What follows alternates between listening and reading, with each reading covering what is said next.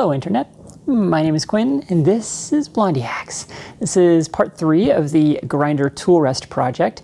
Today we're going to make the business end of it, which is the platen, and we're going to make a whole bunch of mistakes. So let's see how I recover from those. Okay, let's dive in. Alright, so quick recap. We made these brackets and threaded studs previously, so now it's time to press those studs into the brackets. So I'm using a little Loctite 603 and a nut on there to protect the threads.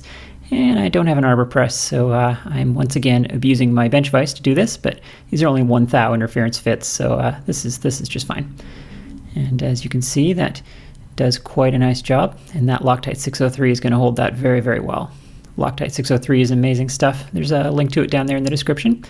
And then we do the same thing with the riser piece that has the pin that the platen rotates on. I think I've been saying platen incorrectly through most of this series. The correct pronunciation is in fact platen. Alright, so now to actually make the platen, I've got some scrap aluminum here that I bought on eBay. These are really nice pieces of 6-inch flat bar, and so I'm marking out my platen on that stock right there, and go ahead and hit it with the portaband. I honestly don't know how I lived before portable bandsaws. These things are just fantastic.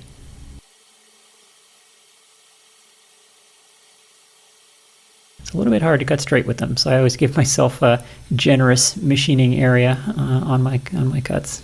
It is possible to set up fences and do various other tricks to make the cuts better, but yeah, it's just as easy to machine them flat after you're done.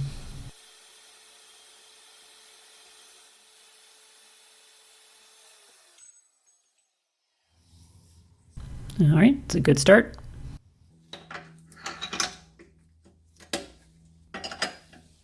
Over to the mill now, so I'm going to clean up the edges using my 2-inch cobalt shell mill. I really love this shell mill. It does a beautiful job. Shell mills like this are a good choice for small benchtop mills, I think, because you know, the big carbide insert face mills that you might use on a larger machine are really not well suited to a small mill like this, but regular end mills are too small for a lot of facing operations, so those shell mills are a nice compromise. And so now we're going to clean up the edges. You might be thinking to yourself that I'm doing this in the wrong order to square up stock, and you are correct. I'm getting ready to face the top of the platen now, and I want to take a moment and talk about this setup because it looks a little unusual. I'm using a piece of round bar in here to clamp against, even though both of these sides are machined, which normally you wouldn't do.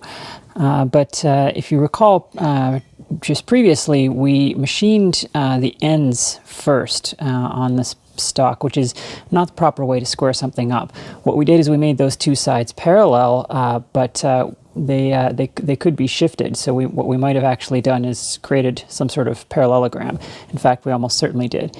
And we did that because it was a lot quicker, and absolute squareness on every dimension here doesn't actually matter. So normally what you do is you machine one face, and that gives you your first reference surface, and then you place that surface against the fixed jaw of the vise, which is your reference surface on the machine. And then you mill one of the faces that's 90 degrees to that, and then you place that 90-degree edge down here in the corner of the fixed jaw and the base of the vise, which gives you your fixed 90-degree reference, and then machine the other two sides.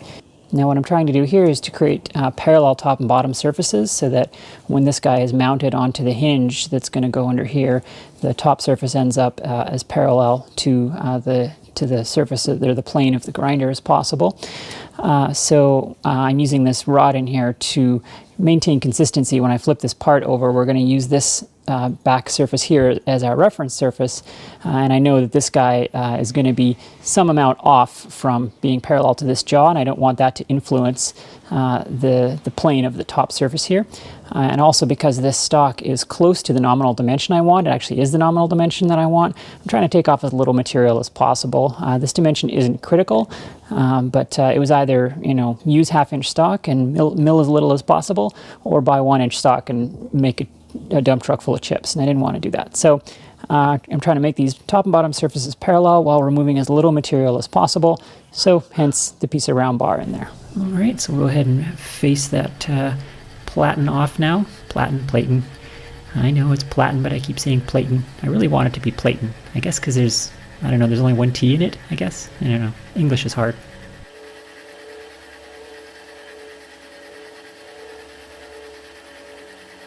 And once again, this face mill does a beautiful job. This would also be a really good job for a fly cutter, if you have one of those. They are a single point facing tool that you can easily make yourself, and they probably leave the best finish, honestly, of any tool on the mill. They are, however, very, very slow, so that's kind of a trade-off, but I haven't gotten around to making a fly cutter yet, so face mill to the rescue. So now we're drilling the mounting holes for the hinge piece that we made in the last video, and this is what mounts the platen to the hinge pin. And you may recall from the last video that the outer two holes are for the threaded fasteners, and then the inner two holes are alignment pins. Now the alignment pins are press fit into the hinge bracket, and they're a slip fit, an RC2 fit in this piece. So I've drilled them slightly undersized, and I'm reaming them with a 125 oversized reamer. So this reamer is 126, and so this is going to make a really nice sliding fit on those pins. The drill rod pins that I'm using are 126 as well.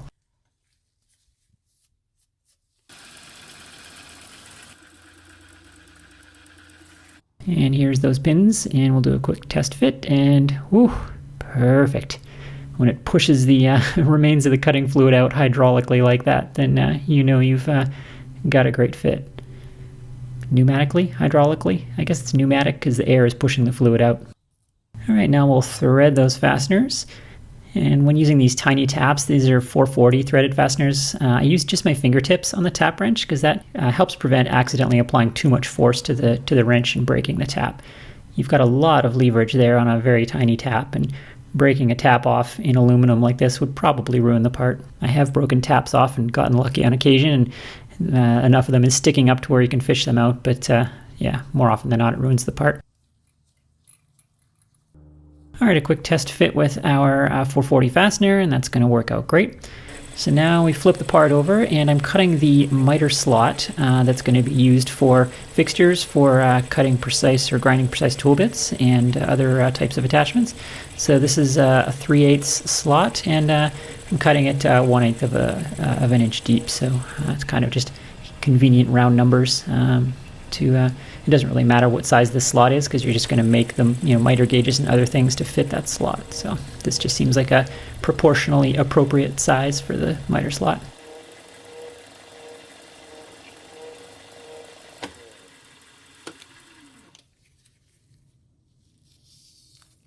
That's looking really good. Now, all right, now I kind of called an audible here because I decided that the platen wasn't going to be rigid enough with just the one hinge part, and I thought it needed a new cross piece shown there in light blue. So I had another scrap of that L-shaped scrap that I showed you in the last video. So I busted that out again and decided to make this little cross piece. Now, calling an audible like that on a machining project, not always the best idea, as we'll see here shortly, but I think the end result was okay, but it definitely caused me some grief here. So stay tuned for that. So as we did with the hinge piece, I'm just seating it in the vise there, and I cut off the L-shaped part, and then I'm just milling the width down. Now the scrap happens to have a hole in it there in kind of an inconvenient place. I can't really do anything about it, and I don't want to mill a fresh piece just to not have that hole in it, and it's not going to interfere structurally, so let's just call it a speed hole. And here's a little trick for measuring the height of your stock. If you don't have part of it sticking out to get a micrometer on, you can use a depth gauge and just measure the depth down to your parallel. All right, so now we need some threaded fastener holes on the edge here to mount it to the underside of the platen. And we don't need alignment pins for this because this is just a brace. So I'm just drilling and tapping this for 440 fasteners once again. All right, now we need a hole on the end of this part because it's going to need a fastener into the hinge bracket as well for rigidity. So I'm just squaring it up as best I can with a machinist square there, and centering it up using the edge finder.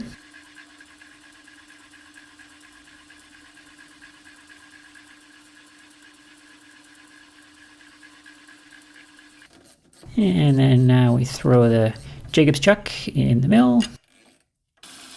And we carefully center drill and tap a hole in the end of this part for yet another 440 fastener.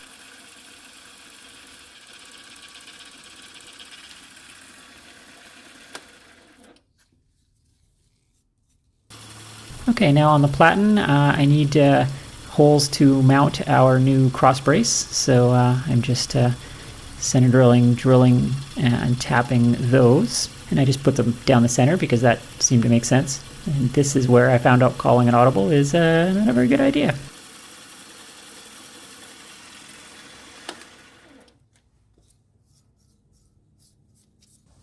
All right, so that's all looking shiny, looking nice, right? Yeah, so far so good. Ominous foreshadowing. All right, so I did a little test fit now, and poop knuckles.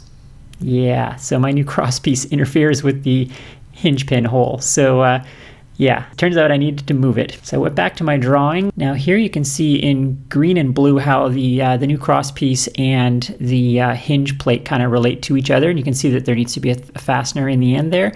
So I need to countersink that fastener so that the head doesn't interfere with the tilting motion of the platen. So clearly I needed to move that piece, as you can see. So what I did is I drilled the cross hole through the hinge plate first, and then here I am installing the hinge plate temporarily on the platen, and I've blued the underside there, and then I'm just transfer punching it. Rather than trying to take yet another guess of where it should go based on the underside of the platen, I just kind of visually installed it in what looked like a safe place, and then just transfer punched those holes, and then back to the mill to drill and tap the new holes. So I have an extra set of holes down the middle of the platen. It's more speed holes. Okay, so everything's looking good now. I think I can safely install the alignment pins in my hinge bracket.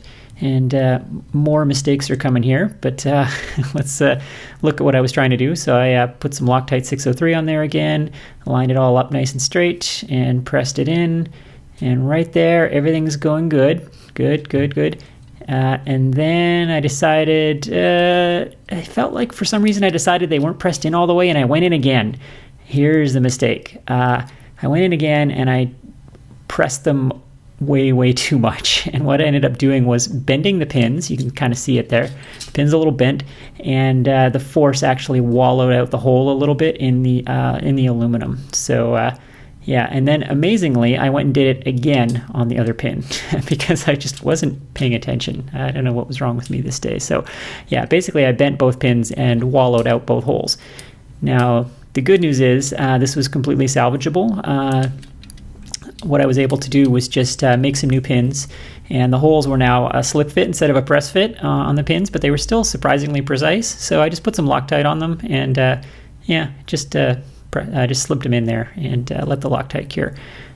There's no real force on these pins, so this is going to be fine. I got pretty lucky there that the holes ended up still precise even after being abused in that way. And wipe off the excess, and that's looking good. Yep, I think that might actually just work. So that hinge plate is looking good. All right, quick test fit now on the underside of our platen. And if we did our math right, the alignment pins should slip right together as long as we get the thing lined up straight. There it goes. That's beautiful. That honestly could not be a better fit. And so we'll try attaching our cross brace now. This whole assembly ended up being kind of fiddly. There's a lot of parts. In hindsight, honestly, I maybe should have just milled the whole thing out of a solid block of flat bar. This is a lot of little parts for questionable gain. But you know, I guess at least this way I can easily make new platens or repair the platen or resurface it if I ever need to. Yeah, it was probably overkill to build a whole Meccano set just for this one part. I'm sure pleased with how it looks, though. Okay, so at this point I was able to do some final fit up, and I found a couple of mistakes. So the first one is these shouldered studs that we made on the lathe.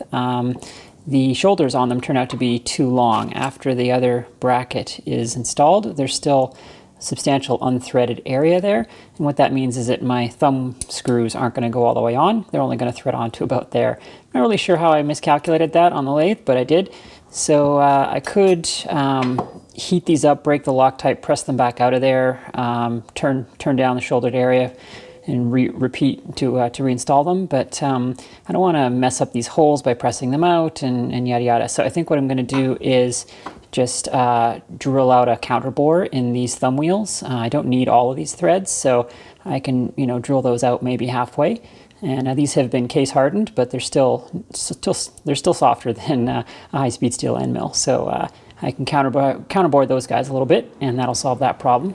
And then we have a couple of problems over here as well. So the hole that I drilled and reamed to mount the hinge pin for the platen, unfortunately, is not big enough for the shouldered area on there. I reamed it 250, and these studs are made from 251 drill rod. It's oversized drill rod. So yeah, I reamed that to the wrong size. So I need to fix that. And then the other problem, just goes to show that nothing you do in CAD survives contact with the real world.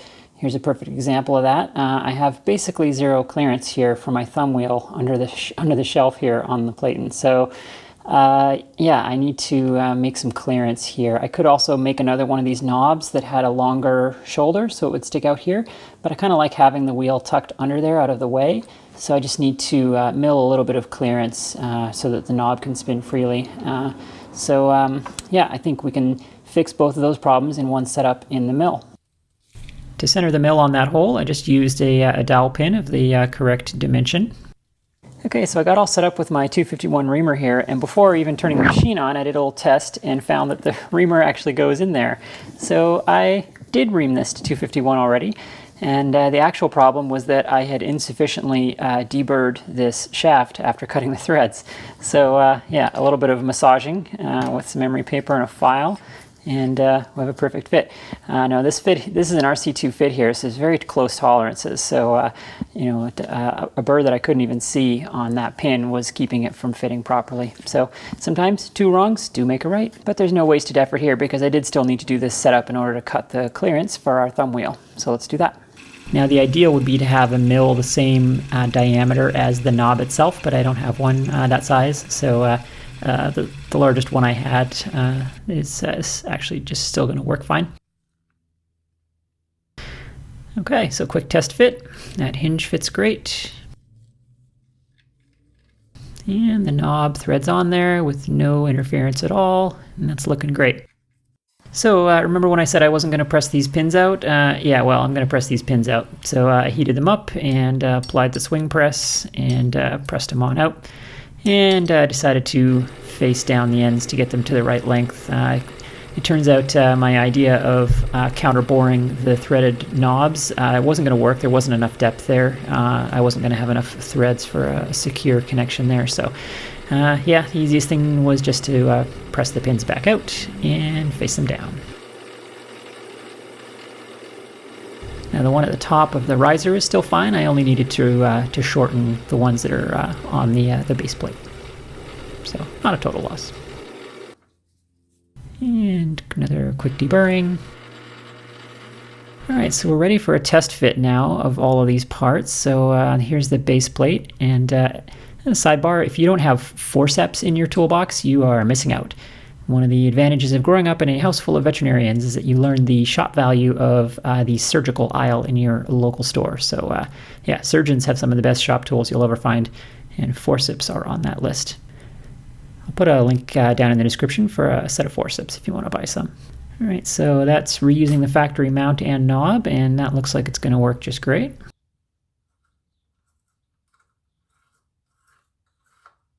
And here's my little riser piece, and my thumb wheels that I hope are going to lock. And those thumb wheels actually feel really good on there. I can actually tell that they're biting in, so I think that idea is going to work. And then I put the platen on there. Sorry, platen. There I go again.